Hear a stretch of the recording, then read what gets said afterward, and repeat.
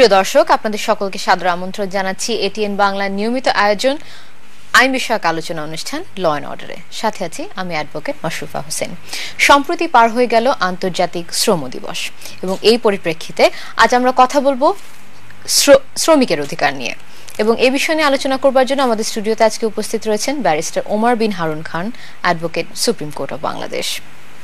প্রিয় দর্শক, আমাদের আজকের বিষয় নিয়ে যদি আপনাদের কোনো প্রশ্ন থেকে থাকে তবে টেলিভিশন স্ক্রিনে দেখানো টেলিফোন নম্বরগুলোর মাধ্যমে আমাদের কল করতে পারেন। তবে যথাসময়ের মতো অনুরোধ করব বিষয় সংক্রান্ত প্রশ্ন আপনারা করে থাকবেন এবং প্রশ্ন করবার সময় আপনাদের টেলিভিশনের ভলিউমটি কমিয়ে রাখবেন। আপনাকে অসংখ্য ধন্যবাদ আমাদের স্টুডিওতে আসার জন্য। ধন্যবাদ আপনাদেরকেও। আমার প্রথম প্রশ্ন আপনার কাছে, সেটা হচ্ছে বাংলাদেশের শ্রমিকের সুরক্ষার জন্য আমাদের দেশে কি কি আইন বিদ্যমান রয়েছে? জি, আমাদের যে প্রধান শ্রম সম্পর্কিত আইন সেটার নাম বাংলাদেশ শ্রম আইন।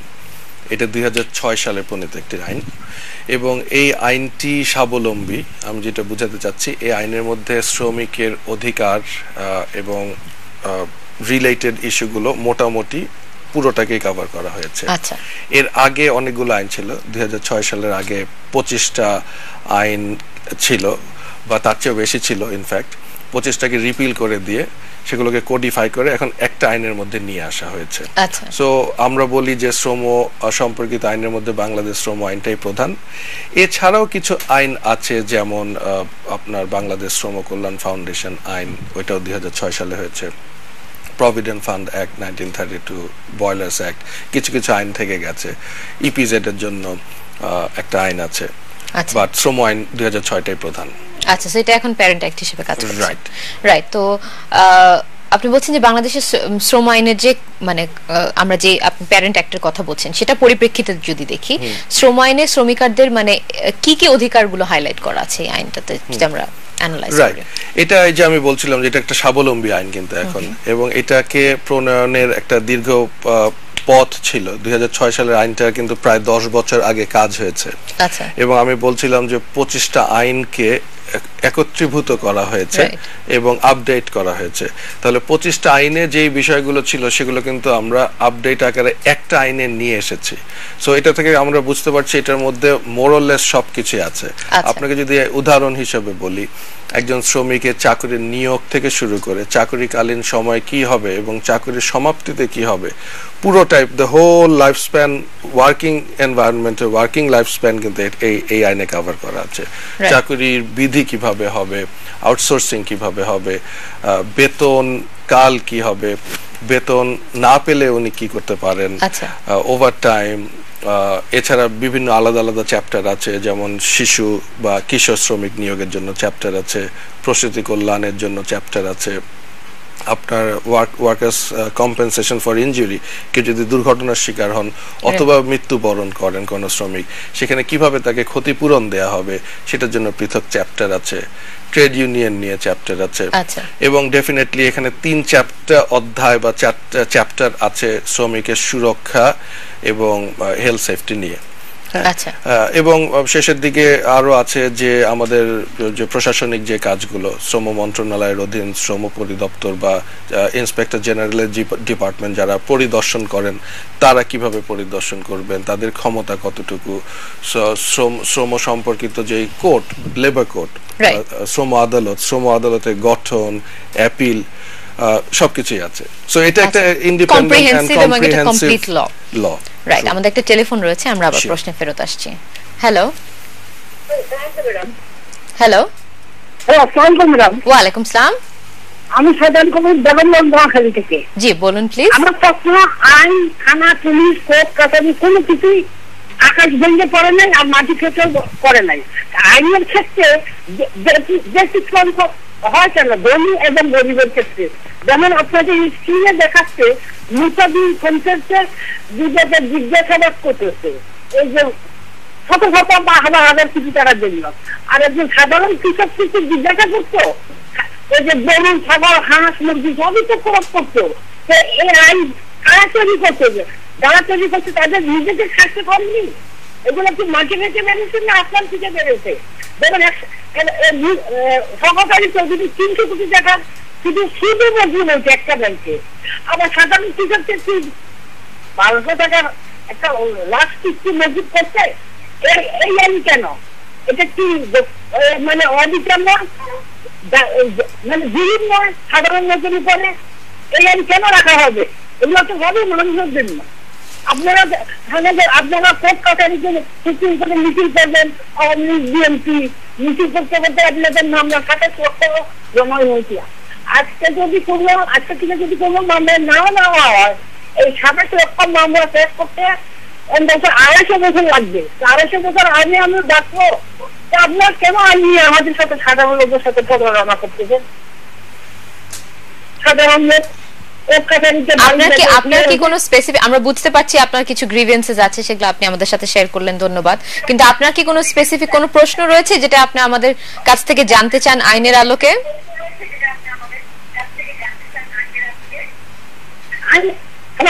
জি বলুন। আমি আলোকে জানতে চাচ্ছি, একমাত্র দেখছি ব্যারিস্টার তানিয়া আমি এবং ব্যারিস্টার আমিন হোসেন, উনার আব্বা ব্যারিস্টার আমিনুল ইসলাম সাহেব, উনারা মামলা খুব দ্রুত গতিতে সম্পন্ন করেন। কোন মানুষ হয়রানি হয়েছে, দেরি হয়েছে। জি, তো আমরা সেই যে বিষয় নিয়ে আলাপ করছিলাম, আপনি বলছেন যে আমাদের যে প্যারেন্ট অ্যাক্ট যেটা 2006-এর, সেটা একটা কম্প্রিহেন্সিভ ল, এবং এখানে আপনি বলছেন 25টা ল একসাথে করে এটাকে একটা পুরা একটা আউটলুক দেয়া হয়েছে। তো এখানে যদি আমি এই লর প্রধান যে এখানে কি কোনো মানে এমন কোন ডেভেলপমেন্ট হয়েছে যেটা আপনার অন্যান্য 25টা আইন ছাড়াও অন্য নতুন কোন ধারা নিয়ে এসেছে এই আইনটার মধ্যে? অবশ্যই যখন আপনার 25টা আইনকে একত্রীভূত করা হয়েছে, এই 25টা আইন কিন্তু কালের বিবর্তনে বিভিন্ন সময় তৈরি হয়েছে, এবং কোনটা 50 বছর, কোনটা 40 বছর আগের আইন। সো এটাকে শুধুমাত্র কপি করে এখানে বসিয়ে দেওয়া উদ্দেশ্য ছিল না, এটাকে প্রতিটা আইনকে আপডেট করে এখানে নিয়ে আসা হয়েছে। এবং তার পাশাপাশি এটা শুধুমাত্র ওই আইনের জিনিসগুলোই না, নতুন আমরা 2006 সালের শ্রম বাজারে অনেক পরিবর্তন হয়েছে, অনেক নতুন নতুন ইস্যু অ্যারাইজ করেছে, সেগুলো সব এখানে নিয়ে আসা হয়েছে। এবং তার পরিবর্তে আপনার 2006 সালে আইন করেই এটা আসলে যে শেষ তা না, এরপরে 4বার অ্যামেন্ডমেন্ট হয়েছে, এবং সর্বশেষ 2013 সালে অনেক অ্যামেন্ডমেন্ট হয়েছে to make it more modern, এবং আমাদের বাস্তবতার সাথে যাতে আরো বেশি আইনটাকে প্রাসঙ্গিক করা যায়। 2013 সালে আপনার অ্যামেন্ডমেন্ট হয়েছে, এবং সর্বশেষ 2015 সালে শ্রমবিধি, যেটা অনেকটা আপনি বলতে পারেন আইন বাস্তবায়নের ম্যানুয়াল বলা যেতে পারে, শ্রমবিধিও প্রণীত হয়েছে। আমরা হয়তো আমি ওনার প্রশ্নটা খুব বেশি কারেক্টলি বুঝতে পারিনি, ইট ওয়াজ এ লং ডিসকাশন, বাট যেটা বোঝা যাচ্ছিল ওনার হয়তো আইনের বাস্তবায়ন নিয়ে হয়তো কিছু প্রশ্ন থেকে থাকতে পারে বলে মনে হচ্ছে। রাইট। তো ওই প্রশ্ন আমি যে প্রশ্নটি করলাম সেটা আবার একটু জানতে চাবো, যে এই যে আপনি বলছেন যে কিছু আপডেটস এসছে, এখানে কি এমন কোন উদাহরণ দিতে পারেন কিছু উল্লেখযোগ্য আপডেটস এর? অবশ্যই আপনার শ্রমবিধি মালায় আপনার 2015 সালে এসছে যে 2টি ফেস্টিভ্যাল বোনাস দিতে হবে। তো ফেস্টিভ্যাল বোনাসের বিষয়টা আগে ছিল না, অনেক প্রতিষ্ঠান দিতেন, তারা ভলেন্টারিলি দিতেন, এখন এটা বাধ্যতামূলক করা হয়েছে। এটা ডেফিনেটলি একটা নতুন সংযোজন। এবং 2013 সালে কিন্তু আপনার বিশেষ করে হেলথ সেফটি, কারণ আপনি জানবেন 2013 সালে কিন্তু রানা প্লাজা ডিজাস্টারের মতো ঘটনা ঘটেছে, এবং এই অ্যামেন্ডমেন্টে ইমিডিয়েটলি আফটার দ্যাট এসেছে। সো হেলথ সেফটির বিষয়গুলোকে ব্যাপক প্রাধান্য দেওয়া হয়েছে। এন্ড আপনার এখন আপনি যদি কেউ পড়ে দেখে, তাহলে এভরি ডিটেইল, দরজা কোন দিকে খুলতে হবে একটা প্রতিষ্ঠানে, ভিতরের দিকে না বাইরের দিকে, সেটা পর্যন্ত বলা আছে। হ্যাঁ, ইটস ভেরি ডিটেইল ল। হ্যাঁ, এবং এটা মেনে চলতে গেলে আপনি দেখবেন যে you have guideline for everything, এবং মেনে চললে আপনি দেখবেন যে ইটস ভেরি সেফ। রাইট, এবং সবই এখানে ইনক্লুড করতে চেয়েছে। আমাদের আরো প্রশ্ন রয়েছে। হ্যালো, হ্যাঁ, আমি রোবেল বলছি নারায়ণগঞ্জ থেকে। জি বলুন প্লিজ। হ্যালো, আমার প্রশ্ন হচ্ছে আপনাদের আজকের বিষয় ল এন্ড অর্ডার। আমি একটা প্রাইভেট ফার্মাসিউটিক্যাল কোম্পানিতে চাকরি করি। বেশিরভাগ ফার্মাসিউটিক্যাল কোম্পানিগুলিকে দেখা যায় বা ম্যানেজমেন্টের দিক থেকে যারা ফিল্ডে চাকরি করে তাদেরকে কোথায় কোথায় চাকরি নাই, আপনার চাকরি চলে যাবে, এই সম্পর্কে বাংলাদেশের লতে সাংবিধানিক কি বিষয় বা এই চাকরি নাই, যে সিকিউরিটি নাই চাকরির, যখন তখন চাকরি যেতে পারে। দেখা গেল আমি একটা জায়গায় বাসা ভাড়া থাকি, এখন আমার যদি হুট করে চাকরি চলে যায়, আমার বাসা ভাড়া, ফ্যামিলি মেনটেন, এই বিষয়গুলির দিকটা কিভাবে সমাধান করা যায় আসলে? আচ্ছা, ধন্যবাদ আপনার প্রশ্নের জন্য। জি, আপনি যেটা বললেন যে হঠাৎ করে বলছে চাকরি নাই, এটা একদমই আইনসম্মত নয়। এইভাবে যদি কেউ কোনো প্রতিষ্ঠান বলে যে আপনার চাকরি নাই, তাহলে এটা আমাদেরকে ধরে নিতে হবে এটা বেআইনি হচ্ছে। চাকরি না থাকতে পারে, কেউ হয়তো এক জায়গায় সারা জীবন চাকরি করবেন না, বিভিন্ন কারণে একজনের চাকরির অবসান হতে পারে। আমাদের শ্রম আইনের অধ্যায় 2-এ বিভিন্ন রকম কারণ বলা হয়েছে যে এই কারণে এইভাবে চাকরির অবসান ঘটাতে হবে। কেউ যদি ডিসেবল হয় তাহলে এইভাবে ঘটাতে হবে। আমার যদি প্রতিষ্ঠান বন্ধ হয়ে যায় সেই কারণে যদি চাকরি চলে যায় তাহলে এইভাবে ঘটাতে হবে। এবং সেই ক্ষেত্রে বলা হয়েছে যে মালিক চাইলে কোনো কারণ ছাড়াও চাকরির অবসান ঘটাতে পারেন, বাট সেক্ষেত্রে অবশ্যই হুট করে নয়, 120 দিনের নোটিশ তাকে দিতে হবে। So 120 দিন is almost like 4 months. তো 4 মাস আগে কিন্তু তাকে জানাতে হবে, এবং যদি জানাতে না পারেন তাহলে 120 দিনের মজুরি তাকে দিতে হবে। তো হঠাৎ করে চাকরি চলে যাওয়ার সিচুয়েশন একমাত্র তখনই আসতে পারে সে যদি একটা মিসকন্ডাক্ট করেন, এবং সেই মিসকন্ডাক্ট একটা কোয়াজি জুডিশিয়াল প্রসেসের মাধ্যমে তদন্তে প্রমাণিত হয় যে উনি ওই মিসকন্ডাক্টটা করেছেন, তখনই শাস্তি হিসেবে চাকরি চলে যেতে পারে। এবং সেটা নোটিশ ছাড়া বা ইমিডিয়েট এফেক্ট হতে পারে, কিন্তু উনি ওই প্রসেসের মধ্যে কিন্তু জানতে থাকবেন যে ওনার বিরুদ্ধে ওনাকে একটা শো কজ দেওয়া হবে, একটা হিয়ারিং এ ডাকা হবে। সো সেখানে কিন্তু উনি ফিল করতে পারবেন যে না, there is an inquiry going on against me, এবং উনি সেখানে আত্মপক্ষ সমর্থনের সুযোগ পাবেন। তো কনক্লুশনে ওনার উত্তর এটাই বলা যে হঠাৎ করে এইভাবে চাকরি নেওয়া একদমই আইনসম্মত নয়, এবং শুধু ফার্মাসিউটিক্যালস ইন্ডাস্ট্রি না, এটা যে ইন্ডাস্ট্রিতে এই ঘটনা ঘটে থাকুক না কেন, এটা বেআইনি। রাইট, আমাদের আরো একটা টেলিফোন রয়েছে। হ্যালো। হ্যালো, আসসালামু আলাইকুম। ওয়া আলাইকুম সালাম। আমি তো স্যারের সাথে কথা বলতে যাচ্ছি। জি, উনি শুনতে পাচ্ছেন, বলুন। আচ্ছা, দেখেন, আমার 2জন মেয়ে, এখন ওরা যদি আমি মানে বুঝতে পারছি না, আপনার 2জন মারা যায়, আমার সম্পত্তির ওয়ারিশ হিসেবে কি আমার মেয়েরা হবে নাকি অন্য কেউ? মানে আপনার 2জন মেয়ে আছে, আপনি জানতে চাচ্ছেন যে আপনার সম্পত্তি আপনি না থাকলে উনারা ওয়ারিশ হবে কিনা? হ্যাঁ, নাকি চাচারা পাবে? আচ্ছা, ধন্যবাদ। অবশ্যই এখানে তারাও ওয়ারিশ হবে, কিন্তু পুরাটার হবে না। এখানে আপনার যদি স্ত্রী থেকে থাকেন তার একটা পোর্শন থাকবে, আপনার বাবা মা ভাই বোনরা যদি বেঁচে থাকে তাহলে তারাও একটা স্টেক পাবে, এবং তারপরে গিয়ে আপনার একটা পোর্শন পাবে আপনার মেয়েরা।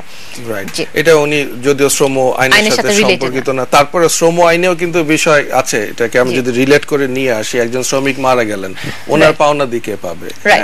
তো শ্রমিকের বিভিন্ন রকম পাওনাদি থাকতে পারে, প্রভিডেন্ট ফান্ড থাকতে পারে, গ্র্যাচুইটি, বেতন, আবার উনি যদি নিহত হন কাজ করতে গিয়ে সেটার একটা কম্পেনসেশন। তো উনি তো মারাই গেছেন, তাহলে এই টাকাগুলো কে পাবে? বেশিরভাগ ক্ষেত্রে কিন্তু আপনার নমিনেশন বা নমিনি যেটাকে আমরা বলি, নমিনি মনোনয়ন করে যাওয়ার প্রভিশন আছে, এবং নির্দিষ্ট ফর্মও সরকার কর্তৃক ওই বিধিমালাতে প্রেসক্রাইব করা হয়েছে। তো এটা একটা ওনার প্রশ্নের থ্রুতে আমি জানাতে চাই সবাইকে, যে যেখানেই কাজ করছেন, এটা শ্রমিক হন বা ম্যানেজারিয়াল পজিশন কাজ করেন না কেন, আপনারা একটা নমিনি ফর্ম ফিল আপ করে রাখেন, তাহলে এই পরবর্তী প্রশ্নগুলো ঝামেলা থেকে এড়ানো যাবে। রাইট। তো আমাদের আরেকটা টেলিফোন রয়েছে। হ্যালো। আসসালামু আলাইকুম। ওয়া আলাইকুম সালাম। আমি রংপুর জেলা স্কুল থেকে বলতেছিলাম, জেলা স্কুলের কর্মচারী আমি। জি, বলুন প্লিজ। আমার ডিউটিটা হচ্ছে রাত্রে। আচ্ছা। আমি সন্ধ্যা 7টার সময় আগমন করি এবং প্রস্থান করি সকাল 7টার সময়। সকালে? জি জি জি। আমাকে সেক্ষেত্রে ওভারটাইম দেয় না, এবং 8 ঘন্টা ডিউটি আমি সেটা জানি, কিন্তু সেক্ষেত্রে আমাকে ওভারটাইম দেয় না। আমি কি করবো? আমার একটু কষ্টের সঙ্গে সরকারি চাকরি দিবে আর কি। আচ্ছা, আপনি কি সন্ধ্যা 7টার সময় ডিউটিতে যান? জি জি জি, মানে 5টার সময় যাই, পরের দিন 7টার সময় সকাল থেকে চলে এসি। আচ্ছা, বুঝতে পেরেছি। ধন্যবাদ আপনার প্রশ্নের জন্য। আসসালামু আলাইকুম। জি, ওনাকে দেখা যাচ্ছে উনি 12 ঘন্টা ডিউটি করছেন, 7টা থেকে 7টা পর্যন্ত। তো আপনার রেগুলার ওয়ার্কিং আওয়ার বা কর্মঘন্টা হচ্ছে 8 ঘন্টা, এবং ওভারটাইম যদি কেউ করেন দৈনিক সর্বোচ্চ, যিনি ওভারটাইম করবেন ওনার সম্মতি সাপেক্ষে 2 ঘন্টা পর্যন্ত ওভারটাইম করানো যায়, এবং সেই 2 ঘন্টার ওভারটাইমও রেগুলার করানো যাবে না, যে আমি সারা বছর ব্যাপী 2 ঘন্টা ওভারটাইম করালাম তা না, কারণ সেখানে কিছু সাপ্তাহিক হিসাব আছে, বাৎসরিক এভারেজ হিসাব আছে, সব ডিটেইলস আমি বলছি না, হয়তো সময় নেই, বা যতটুকু আমি বলতে চাচ্ছি যে এইভাবে আপনাকে যেটা করানো হচ্ছে সেখানে 12 ঘন্টা ওভারটাইম সহ কাজ করার কোনো সুযোগ নাই, এক। আর দ্বিতীয় হচ্ছে ওভারটাইম যতটুকুই আপনি করবেন উইদিন দ্য অ্যালাউয়েবল লিমিট, সেটার জন্য আইনগতভাবে ওনার একটা ওভারটাইম অ্যালাউয়েন্স, যেটা খুব সহজভাবে বললে আওয়ারলি রেট যদি কারো সে 100 টাকা হয়, ওভারটাইমের সময় সেটা হয়ে যাবে 200 টাকা। সেই রেটে উনি একটা অ্যালাউয়েন্স পেতেও দাবিদার। এটা যদি না হয়ে থাকে তাহলে আমাকে আবার দুঃখের সাথে বলতে হচ্ছে সেখানে নিশ্চয়ই আইন প্রয়োগ বা হচ্ছে না। রাইট। তো আমরা যে বিষয়ে আলাপ করছিলাম আবার একটু আমাদের অডিয়েন্সদের সাথে থেকে ভিউয়ারদের সাথে এটা ক্লিয়ার করছি, সেটা হচ্ছে আপনি বলছেন যে নমিনি ফর্ম যেটা থাকে সেটা ফিল আপ করলে তারা যাকে নমিনি করে যাবে তারাই একমাত্র প্রাপ্য হবে একটা শ্রমিক মারা যাওয়ার পর সেই বেনিফিটস গুলো যেগুলা সে একটা কোম্পানি থেকে পেত সে বিষয়ে। রাইট। আমাদের আরো একটা টেলিফোন রয়েছে। হ্যালো। ওয়ালাইকুম সালাম। হ্যালো। ওয়ালাইকুম সালাম, শুনতে পাচ্ছি, বলুন। আমি রাজশাহী থেকে শাহাঙ্গীর বলছি। জি বলুন, শুনতে পাচ্ছি। আমি বাংলাদেশে যে 3 ভাগ শ্রমিক, আপনারা যে অধিকার নিয়ে কথা বলছেন, জি, যে বাংলাদেশের 3 ভাগ শ্রমিক, তার মধ্যে তো 2 ভাগ শ্রমিক কি মনে করেন অধিকার পাই না। আপনারা লক্ষ লক্ষ টাকা খরচ করে এই অধিকার শ্রমিকদের জন্য বলছেন, কিন্তু শ্রমিকরা তো বাংলাদেশের 2 ভাগ শ্রমিক টাকা না পায়, কি করে এটা কে খোঁজ খবর নেই? ধন্যবাদ আপনার প্রশ্নের জন্য। আপনার অনেক দুঃখের কথা আপনি আমাদের সাথে শেয়ার করলেন। আমাদের আরো একটা ফোন রয়েছে। হ্যালো। জি জি হ্যালো। হ্যালো, শুনতে পাচ্ছি, বলুন। আমার একটা প্রশ্ন স্যারের কাছে, যে বাংলাদেশে যে লেবার আইন আছে সেগুলাই সম্পূর্ণ মালিক পক্ষ নিয়ন্ত্রণ করে এবং মালিক নিয়ন্ত্রণ করে, এবং কোথাও দেখা গেছে, আমি একটা ট্রেড ইউনিয়নের একজন সদস্য হিসাবে বলছি আর কি, কোথাও কোনো সুস্থ পাওয়া যাচ্ছে না লেবার কোডের থেকে। এই সম্পর্কে আপনি আমাদেরকে কিছু বলুন। আচ্ছা, আমাদের আরো একটা ফোন রয়েছে, আমরা একবার নিয়ে নিচ্ছি। হ্যালো। আসসালামু আলাইকুম। ওয়ালাইকুম সালাম। আমার নাম মোহাম্মদ তরিকুল ইসলাম বলছিলাম। জি বলুন প্লিজ। আচ্ছা, আমি গত মাসের 17 তারিখে আমার পারিবারিক সমস্যার কারণে আমি অফিস থেকে পিএম করতে বলে ছুটি নিয়ে বাড়িতে যাই। আচ্ছা। তো আজকে আমার 5 দিন দেরি হয়ে গেছে, হঠাৎ করে মনে করেন আমি লাইন শিফট, তো আমার চাকরি চলে যায়। আচ্ছা, আপনি কতদিনের ছুটি নিয়ে গিয়েছিলেন? আমি আমার ছুটি নিয়ে গেছিলাম পিএম এর কাছে, একটা সমস্যা যে আমার বোন মারা গেছিল। তো জি, বোন মারা গেছে, পরে আমি বাড়িতে চলে গেছি, কিন্তু আমি 7 দিন পরে আসছি। আচ্ছা, আপনি উনাকে যে বলেছেন আপনি ইমার্জেন্সির জন্য চলে গেছেন, কিন্তু আপনি উনাকে বলেননি আপনি কয়দিন পর ফেরত আসবেন? না না, আমার বোন মারা গেছিল। তো আচ্ছা, আপনি বলেছেন ইমার্জেন্সি হয়েছে দেখে চলে গেছেন। আচ্ছা, এবং আপনি 7 দিন পর ফেরত এসে দেখেন যে আপনার এখানে চাকরি নেই, তাই তো? আমি অফিসে আছি, অফিসে এসে আমাদের বলতে হবে তুমি কালকে আসো। পরে আমি কালকে গেছি, যাওয়ার পরে আমার কাছে তোমার চাকরি নাই। এখন হঠাৎ করে মনে করেন আমি চাকরি করতেছি, এখন সামনে এখন আমার কি সুযোগ সুবিধা কি করবে এখন? আচ্ছা, ধন্যবাদ আপনার প্রশ্নের জন্য। রাইট, তো আমরা যে প্রথমে প্রশ্নকারী যিনি ছিলেন উনি বলছেন যে আমাদের আইনগুলো অ্যাজ আ ট্রেড ইউনিয়নের উনি বোধহয় কোনোভাবে অ্যাসোসিয়েটেড, এবং উনি বলতে চাচ্ছেন যে আমাদের আইনগুলো অনেকটা মালিক প্রতিপন্থী। আমি এখানে একটু দ্বিমত করবো এই জন্য, কারণ আমরা আবার যদি কোনো মালিক পক্ষের কথা শুনি তখন তারা আবার বলে যে এটা তাদের পরিপন্থী না। তো এখানে দেখেন শ্রম আইনের আইনটাকে আগে পড়ে দেখতে হবে। হ্যাঁ, আইনটা কিন্তু অ্যাক্সেসিবল। আইন জানি না, বুঝি না, এটার সুযোগ এখন আর নাই। হ্যাঁ, সব জায়গায় পাওয়া যাচ্ছে, ইন্টারনেটে সার্চ করলে পাওয়া যাচ্ছে। মানুষ কিন্তু এখন শ্রমিক মালিক সবাই কিন্তু অনেক জানে না আগের চেয়ে। হ্যাঁ, সো আইন জানি না বলে এখন কোনো সুযোগ নাই। আইন জানা ইজ ভেরি ইজি নাও। এখন আমি বলবো, আমার এটা পার্সোনাল ওপিনিয়ন, হয়তো এই আইনটার মধ্যে কিন্তু শ্রমিককে ফোকাস করে আইনটা করা হয়েছে। হ্যাঁ, বেশিরভাগ রাইটস কিন্তু শ্রমিকের, এবং রাইট যখন শ্রমিকের হয় অব্লিগেশন হয়ে যায় মালিকের সেটাকে দেওয়ার জন্য। সো আইনটা শ্রমবান্ধব, কিন্তু আইনটাকে প্রণয়ন না ঠিক, আমি বলবো ইমপ্লিমেন্টেশন, প্রয়োগ করার দায়িত্ব কিন্তু মালিকের। কারণ তার প্রতিষ্ঠানে সে এই আইনটাকে কতটুকু প্রয়োগ করছে, কতটুকু উনি মানছেন, কতটুকু মানছেন না, এইটা হচ্ছে ওনার দায়িত্ব। এখন সেখানে গিয়ে প্রবলেম দেখা দেয় যে সবাই সঠিকভাবে আইনটা প্রয়োগ করছেন না তার প্রতিষ্ঠানে। আমরা অনেকগুলো এক্সাম্পল প্রশ্ন এর মধ্যে শুনেছি।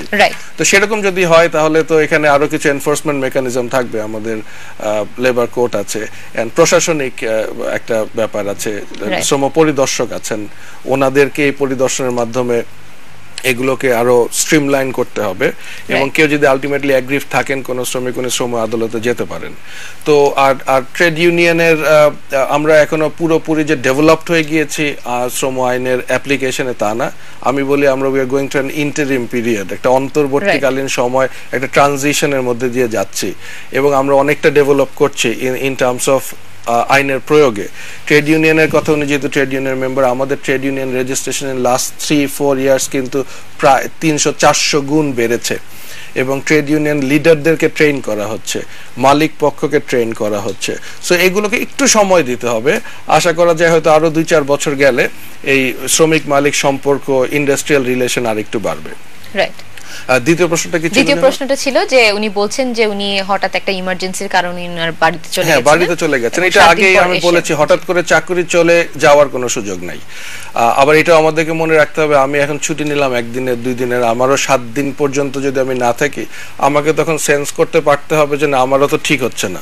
রাইট। তথাপিও 7 দিন যদি উনি অনুমতি ছাড়াও অনুপস্থিত থাকেন, তাতে করে চাকরি চলে যাওয়ার সুযোগ নাই। আইনে বলা হয়েছে 10 দিন যদি কেউ অনুমতি ছাড়া অনুপস্থিত থাকেন, তাহলে মালিকের হাতে 2টা প্রসেস আছে। একটা ওনাকে শাস্তি প্রদান করে ডিসমিস করতে পারেন, আরেকটা ওনাকে নোটিশ দিয়ে চাকরিতে জয়েন করতে বলতে পারেন। বাট 2টার যেটাই মালিক ইউজ করুক না কেন, ওনাকে জানানো, ওনাকে আত্মপক্ষ সমর্থনের সুযোগ দেয়া এবং কতগুলো স্টেপ পার হওয়ার কিন্তু একটা ব্যাপার আছে। হঠাৎ করে উনি অফিসে যাবেন আর মালিক বলবে আপনি আসেন নাই দেখে আপনার চাকরি চলে গেছে, এটা কোনোভাবেই আইনসঙ্গত নয়। রাইট। আমাদের আরো কিছু প্রশ্ন আছে। হ্যালো হ্যালো হ্যালো হ্যালো জি, আসসালামু আলাইকুম। ওয়া আলাইকুম আসসালাম, শুনতে পাচ্ছি, বলুন। আচ্ছা, আমি বৈশাল থেকে বলতেছি। জি। আমি বলতে চাই যে আপনারা লেবার আইন অনুযায়ী আপনাদের কোনো ডেইলি পেমেন্ট বা সপ্তাহ পেমেন্ট বা মাসিক কোনো পেমেন্ট তাদের জন্য স্পেসিফিক কোনো ঘোষণা করা হয়েছে কিনা, গভর্নমেন্ট বা লেবার আইন অনুযায়ী এরকম কোনো আছে কিনা। আর আরেকটা অন্য প্রশ্ন, এই প্রাসঙ্গিক না, যদিও আপনারা যেহেতু হাইকোর্টে করেন, আমাদের দুঃখ লাগে যে হাইকোর্টে আমরা বাঙালি, আমাদের রায়গুলো এখনো ইংরেজিতে কেন দেওয়া হয়, এখানেও আমার একটা পেইন আমার। এটা প্রাসঙ্গিক না, এটা আপনি প্রথমটার উত্তর দিলে আমি খুশি হব। Thank you. ধন্যবাদ আপনার প্রশ্নের জন্য। আমাদের আরো কিছু প্রশ্ন নিয়েছে। হ্যালো হ্যালো, আসসালামু আলাইকুম। ওয়া আলাইকুম আসসালাম।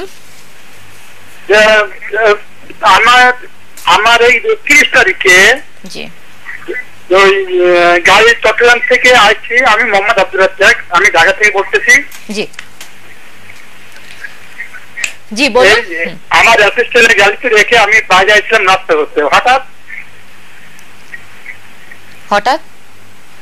তো হচ্ছে না, হেল্পার পারে না গাড়ি চালাতে, ও গাড়ি চালাতে যেয়ে একটা অকারেন্স করে ফেলেছে। করার পরে এখানে জরিমানা করছে আমাদের সাদা ভিজের থেকে। জি।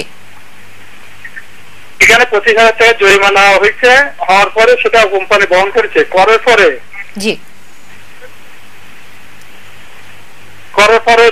এটা আমার চাকরি থেকে অফ রেখে দিচ্ছে, আমার বেতনে বন্ধ রাখছে, খোরাকি প্লাস আমার যে পাওনা করি কিছু না দিয়ে আমার চাকরি থেকে বাদ দেওয়ার একটা চিন্তা ভাবনা করতেছে। আমি আজ 1 সপ্তাহ ধরে ঘুরতেছি, আমার কোন তাদের কোনো মন মানসিকতা না। আমার চাকরি বয়স প্রায় 17 বছর রানিং চলে।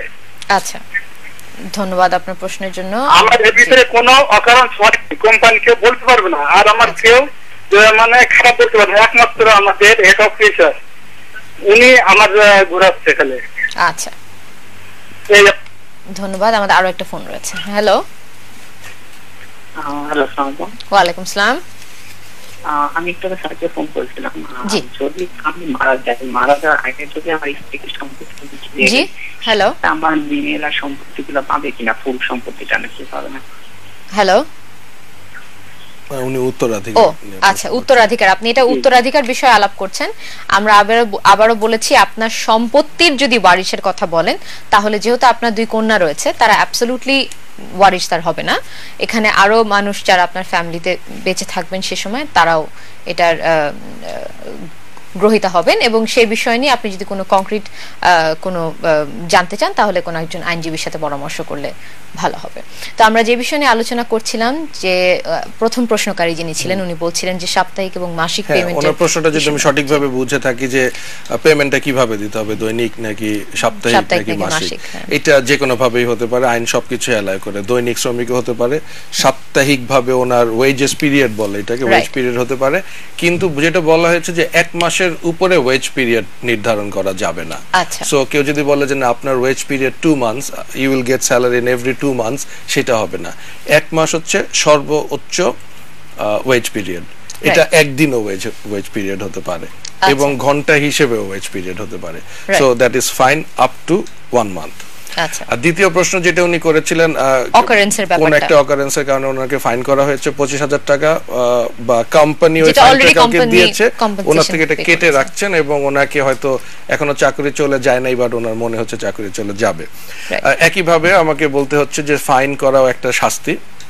আমি অপরাধ করতে পারি বা আমার কারণে ক্ষতি হতে পারে, ফাইনও আমার থেকে নেওয়া যেতে পারে। ফাইন নেওয়ার বিধান আইনে স্পষ্টভাবে আলাদা একটা ধারাই আছে, দেয়া আছে, কিন্তু ফাইন নেওয়ার আগে আমি যে ওই কাজটা করেছি ওইটা যে আমার কারণে হয়েছে এটাকে একটা নির্দিষ্ট ডিসিপ্লিনারি প্রসেসের মাধ্যমে প্রুফ করতে হবে। Only when it is proof তারপরে এই ফাইনটাকে ইম্পোজ করা যায় উইদিন দ্য লিগ্যাল ফ্রেমওয়ার্ক।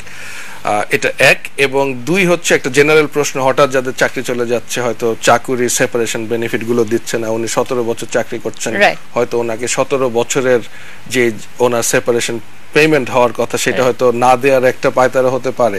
তো আপনাদের যদি যে কোনো ক্ষেত্রে চাকরি চলে যাওয়ার পরে চাকরির টাকা পয়সা, বেতন, অন্যান্য ভাতা, গ্র্যাচুইটি, প্রভিডেন্ট ফান্ড যে কোনোটা না পাওয়ার কারণে যদি কোনো রকম ক্ষোভ থাকে, অফকোর্স না পেলে তো ক্ষোভ থাকবেই। ধারা 33টা আপনার একটু খেয়াল রাখেন, নোট রাখতে পারেন। 33 ধারা বলে একটা ধারা আছে যেটাতে আপনার ওই ঘটনা ঘটার 15 দিনের মধ্যে মালিককে লিখিত অভিযোগ দিতে হবে, গ্রিভেন্স দিতে হবে, এবং সেটা গ্রিভেন্স দেওয়ার 15 দিনের মধ্যে মালিক আপনাকে ডেকে আবার সেটাকে নিয়ে ডিসকাশন করে সলভ করার চেষ্টা করবেন। যদি সলভ হয়ে যায় ভেরি গুড, আর সলভ যদি না হয় তারপরে আপনি লেবার কোর্টে যেতে পারেন। কেউ চায় না একবারে কোর্টে যেতে, কিন্তু আলটিমেটলি যদি আপনার কাজ না হয় তাহলে হয়তো কোর্টে যেতে হতেই পারে। রাইট, আমাদের আরো কিছু ফোন রয়েছে। হ্যালো হ্যালো আসসালামু আলাইকুম। ওয়া আলাইকুম সালাম। আমি একটু আইন ব্যাপারে, ওই লয়ের ব্যাপারে কথা বলবো। জি, উকিল সাহেবের সঙ্গে। জি, উনি শুনতে পাচ্ছেন, বলুন। আচ্ছা, আমি একজন শ্রমিক। আমি একটা লেবার কোর্টে কেস করেছি, আজ থেকে আরো 9 মাস আগে লেবার কোর্টে কেসটা চলছে। জি, কিন্তু লেবার কোর্টে না কেস হচ্ছে না, তারা ফলো আপ করতেছে, এই জবাব দিবে উকিল, এই পক্ষের উকিল কোনো কিছু কয় না, ওই পক্ষের উকিলও কোনো কিছু কয় না। আচ্ছা, মানে এরকম পরিস্থিতিতে আছে। আচ্ছা, হ্যালো, জি জি, আবার বলুন। ওনার কেসটা ডিলে হচ্ছে রাইট, চলতেছে আমার ওই লেবার কোর্টের মধ্যে যে আইন সহায়তা সেল আছে, সে সেল হয়েছে, আমার কেসটা চলছে। আচ্ছা, গত 14 তারিখে একটা ডেট ছিল, ওই ডেটের মধ্যে গেলাম, 2 উকিলের মধ্যে এক উকিলও উকিল দাঁড়ায় কোনো কথা বলার আগে পেশকার সাহেব বললো যে এটা অমুক তারিখে জবাব দিবে, মানে কোনো কথা নেই, কোনো জবাব নেই, তারা কোনো সময়ও চাইলো না, কোনো কিছু না, এরকম পরিস্থিতি। এতে আমি কি করতে পারি? আচ্ছা, ধন্যবাদ আপনার প্রশ্নের জন্য। আমাদের আরো একটা ফোন রয়েছে। জি, তো যে বিষয়ে আলাপ করছিলাম। জি, আমি যতটুকু শুনতে পেরেছি তাতে মনে হচ্ছে উনি একটা শ্রম আদালত, ওনার একটা মামলা চলছে এবং অনেকগুলো ডেটের পর ডেট পার হয়ে যাচ্ছে, মামলার কোনো ডেভেলপমেন্ট হচ্ছে না। এটা আসলে যদিও আইনে বলা আছে, একটা নির্দিষ্ট টাইম ফ্রেম কিন্তু দেয়া আছে যে মামলা ফাইলে এতদিনের মধ্যে মামলাটা শেষ নিষ্পত্তি করতে হবে, কিন্তু সেটা শুধু শ্রম আদালত নয়, অন্যান্য সিভিল কোর্ট বা অন্য কোর্টগুলোতেও প্রেসারের কারণে, অনেক মামলার প্রেসারের কারণে ওই সময়ের মধ্যে শেষ করা সম্ভব হয় না। এটা এক, কিন্তু এটাও একই সাথে সঠিক, অনেক সময় আইনজীবীরা নিজেরাও হয়তো প্রিপারেশন থাকে না ওনাদের, অথবা হয়তো প্রিপারেশন থাকলেও দীর্ঘসূত্রিতা করার ইচ্ছাকৃত দীর্ঘসূত্রিতা করারও প্রবণতা যে থাকে না তা নয়। আপনাকে এই জন্য, আপনি যেহেতু কোর্টে যাচ্ছেন, আপনি নিজেই দেখছেন, আপনাকে ফলো আপ করতে হবে।